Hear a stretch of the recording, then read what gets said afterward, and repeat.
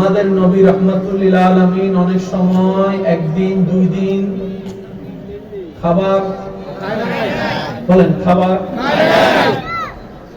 খাই নাই, মানে ঘরে কোনো খাবার ছিল না। যে নবীকে আল্লাহ কুল কায়নাতের বাদশা বানিয়েছেন, সুবহানাল্লাহ। যারা আমার নবীর উম্মত তারা সুবহানাল্লাহ জোরে বলেন সুবহানাল্লাহ। মুসা নবীর উম্মত, ঈসা নবীর উম্মত থাকলে আওয়াজ করার দরকার নাই। যারা আমাদের দলের আছেন তারা মন খুলে বলেন সুবহানাল্লাহ সুবহানাল্লাহ। আল্লাহর ওয়াস্তে উঠা বসা করবেন না প্লিজ। উঠলে এখন উঠে যান সবাই, যান। আমি সুযোগ দিচ্ছি 2 মিনিট, আপনারা উঠে যান যাদের উঠে যাওয়া। না না, কাউকে জোর করে বসাবেন না, উঠার রাস্তা খোলা আছে বাস। কারণ ট্রেন করতে লক্ষ জন লাগে না,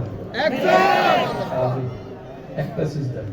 উঠা চড়া লড়াচড়া করলে মনোযোগ বলেন না, মনোযোগ আর কিচ্ছু না, আর কিচ্ছু না। নাহলে আমি ব্যক্তিগতভাবে অল্প মানুষ দেখলে আমার মন খুশি হয়ে যায়, সুবহানাল্লাহ। আর বেশি মানুষ দেখলে এত খুশি লাগে না, অল্প মানুষ দেখলে যতটুকু খুশি। আর অল্প মানুষের ভিতরে যদি 2-1 প্রেমিক দেখি, মারহাবা। মহব্বতের আওয়াজ একবার বলেন মারহাবা, আর একটু জোরে বলেন মারহাবা। ইমানদার ভাই মনোযোগ আছে? একটু খেয়াল করবেন, নবী রাহমাতুল লিল আলামিনকে আল্লাহ বিশ্বজাহানের মালিক বানিয়েছেন, বাদশা বানিয়েছেন। যে নবীর ঘরের খাদেম জিবরাইলের মতো ফেরেশতা, সুবহানাল্লাহ।